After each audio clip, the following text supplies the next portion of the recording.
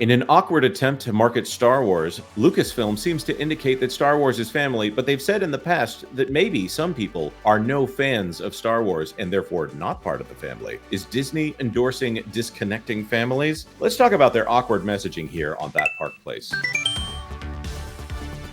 Hello, I am Jonas J. Campbell, an investigative reporter for That Park Place, and here with me is a guy that looks a lot like Obi-Wan Kenobi, Mr. VashSky. Vash, it's an uncanny resemblance. How you doing, man? I think you're confusing me with your avatar there, Jonas. Come on. Yeah. Sometimes I forget what I look like. This guy looks more like he was supposed to look like an old preacher. Now he looks like an old businessman who happens to look a lot like Ewan McGregor. But here we are on May the 4th talking about Star Wars. I don't know if this episode is actually going to make it into our May the 4th coverage because there's a lot going on this weekend. But there's a new ad that dropped, which we cannot play. But I am going to bring up the YouTube. Oh, look at this right here. It's a video, but it's the dark part of the video. What I want to go to, this is a minute and a half. It's called Happy May the 4th, Star Wars fans. It's an ad that talks about, it starts off with a take off your helmet, and they show different people that are cosplaying as Star Wars characters. What I want to go to down here is the transcript and some of the comments that have been made here. Remove your helmet. We must walk the way together. It all started with fans. If I could sum up Star Wars fans in one word: energy, love, trust, fearless, and loyalty. These are people who watch a show and enjoy a show a lot that are being described as a community. I'm counting on you. We stay together. We're a family. And once they get to this "we're a family" start, they really push hard on that. Come on, let's go. Star Wars, it's a family that you'll carry on with you for a very long time to come, I think, and I hope this is where the fun begins. Come on, baby, do the magic hand. Obviously, references here with Carl Weathers. Let's see. This has been a part of my life forever. This fandom brings in friends that I've never had before. Now, of course, the indication here is that Star Wars is a family and that Star Wars is something that bonds us all together. Now, Vash, you've been aware of Star Wars for some time, as I understand it.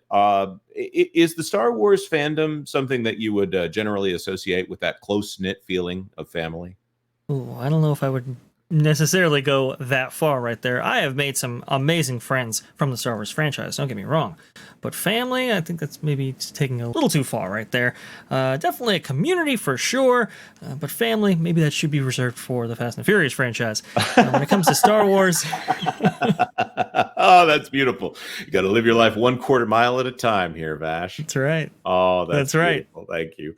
Thank you for that. Okay, so this is an ad. It's obviously a May the 4th ad. May the 4th be with you, the joke. And by the way, I hate saying May the 4th be with you because it sounds like you're saying May the Force be with you with a lisp. And it's very awkward to say. By the way, also going to point out that, well, some people say that there's a Revenge of the 5th. No, this is silliness. This is folly. First of all, you got May the 4th. Then you have Cinco de Mayo. And then, just going to point this out, Revenge of the 6th. 6th is a much more appropriate way to space those out. Can't have us getting away from our Tacos Authentico holiday here. But this appears to be marketing on the Disney company's part. Forgive me for being cynical, but this official ad showing fan conventions that are paid fan conventions and all of these people holding Star Wars merchandise and advertising Disney Plus shows, this appears to be marketing to me more than it appears to be a thank you to the fans. Now, I'm not saying that anyone is telling something that's not true or not sincere on the part of the people that they have gotten into this recording.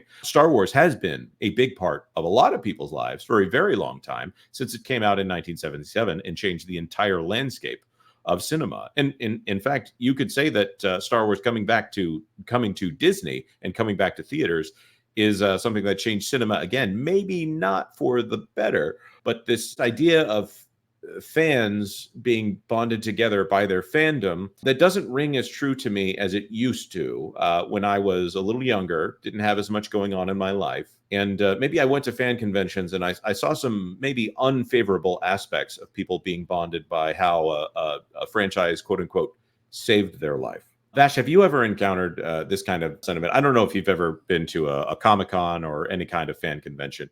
Have you ever been to a panel where everyone gets up and you've got people coming to the microphone, and then it's almost as if they are trying to prove that they are the biggest fan? There'll be this kind of measuring that goes on where someone tries to talk about how no, they are the biggest fan and they have been the most emotionally affected by this, and therefore they are the one that deserves the most deference when it comes to this subject. Have you ever seen anything like that?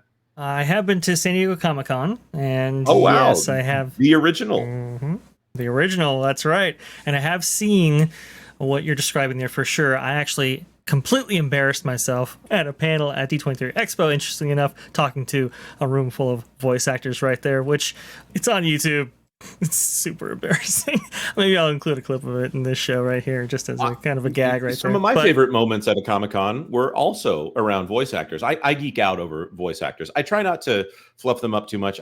They are obviously there and they're being paid to appear. So it's very easy to appeal to that sense of vanity that we would all get if people were paying to meet us here. But that's a very good point. And by the way, I'm not saying that I'm a person who has never been guilty of this thing. I'm saying I see it in myself, or maybe in hopefully some of my past actions here. Vash, were you about to say something there? I didn't mean to cut you off. Oh no, you're fine. You're fine. But what you're describing right there, for sure, I've seen a lot of that fan postulation. I'll put it like that. Yeah. Look, the Star Wars brand, what's really been unfortunate is that you have these like little subgroups in the fandom right now, and it's like, okay, well, I'm a fan of Star Wars, but I'm only a fan of the OT, or I'm only a fan of the PT, or I'm only a fan of the fan films, as we like to call them on this show right here. The spin-off trilogy. Yeah, and there's some people that are fans of only the Mandalorian, and of course there's Andor fans. This is, there being subsets of the fandom. That is not a problem to me. The issue I have with this marketing based on family, of course, the Avengers, and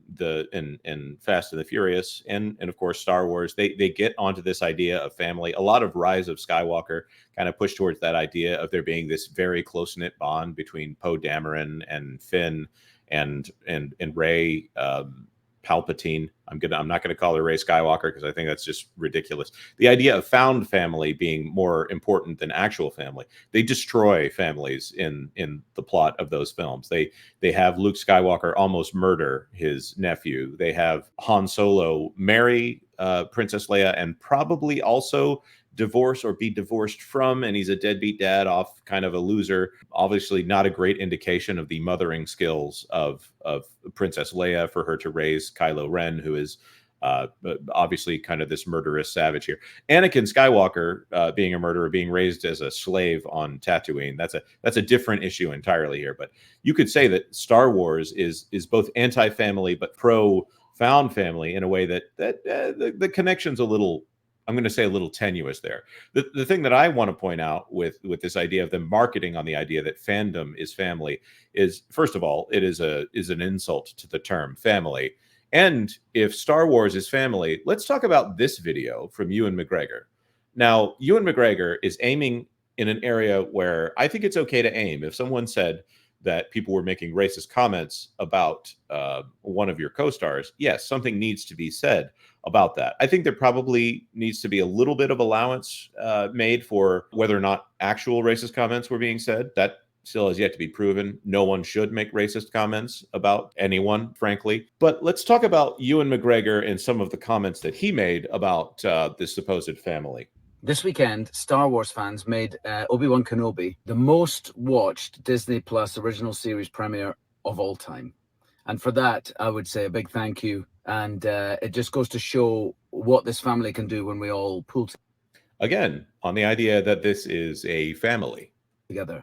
And by the way, what this family can do when we all pull together is that they watch a show and consume a product. Again, I'm just trying to be realistic about what we're talking about here. These are people that have no other connection other than they watched a screen and enjoyed what they, well, actually, they just watched a screen. There's no comment on whether or not they enjoyed it. However, it seems that some of the fan base from this influential fan base have decided to attack Moses Ingram online and send her the most horrendous racist DMs. And I heard some of them this morning and it just broke my heart. And it just sickened me to my stomach to hear that this had been happening. If you're sending her bullying messages, you're no Star Wars fan in my mind. I'm going to say this very frankly. If family means that you misbehave and do something you shouldn't have done, and you're out of the family if you do that, then I don't think that's actually family. Family actually transcends transgression in some way. Now, that's a complicated statement because if there's a continued behavior of hatred, obviously you need to address that and you need to find some way to address that. But the idea of Ewan McGregor getting in his car and saying, well, by my definition, we are a family and you are not a member of the family. I think that kind of points towards that idea of disconnection. Racist statements are unacceptable. I want to be very clear about that. And bullying someone online is also unacceptable. But the idea that it is a family, I'm just trying to point out here that the idea of Lucasfilm, Disney Lucasfilm calling themselves a family when they are trying to market a product is silly and ridiculous and is cynical. And I'll be frank, I hate it. Vash, do you have anything to add here? Yeah, it's a little bit of gatekeeping right there by, well, interestingly enough, somebody who looks remarkably like you, Jonas. I know, he's a handsome fellow, isn't he? Yes, he is. But when people take on that family moniker right there, there's a certain level of passion that goes in with that. When people get passionate or emotional about these things, maybe they do some things that they wouldn't otherwise do as a result of that kind of moniker right there. I think the family language right there, it's not to be trifled with. I think there is some level of importance that must be understood and might be impacting how people feel about these things and what kind of reactions that they have for some of these things that they feel that are grievances of theirs. Right. And I don't want to say something to anyone who might be watching this video. And obviously the comments that inspired Ewan McGregor's video are reprehensible and should be addressed. The thing that I want to point out to our audience here is when you are marketed to as this being, oh, you are family, you are part of what we do because you like the thing, because you enjoy the musical swells in our ads that are trying to get you to buy some movie tickets here. I would highly recommend you maybe find something in your life that is more fulfilling to you. I really mean that. As a recovering fandomaholic, there's not a great way to say that. As a person who has been there, you got to find something else in your life. And Disney, you used to be a family company because you marketed to families, and now you're using the word family to push a few more units of $200 lightsabers at Savvy's workshop. You're now using the word family to try to push a Marvel Iron Man repulsor blaster toy, which, by the way, marketing, you're free to use that idea if you don't have one already. This to me is the height of cynicism. It is the height of consumerism, and I just don't like it. And if you are really this emotionally attached to the idea of you like someone because they like the same thing that you like, you need to reconsider those moments and perhaps seek help. And when I say seek help, find some friends that don't like the same thing as you and try to relate to them without bringing up Star Wars.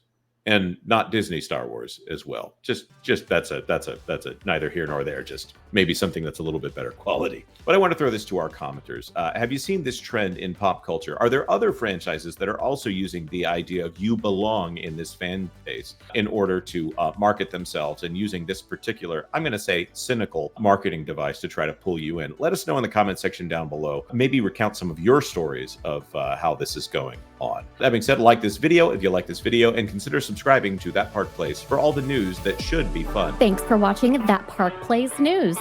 For more information, consider checking out www.thatparkplace.com.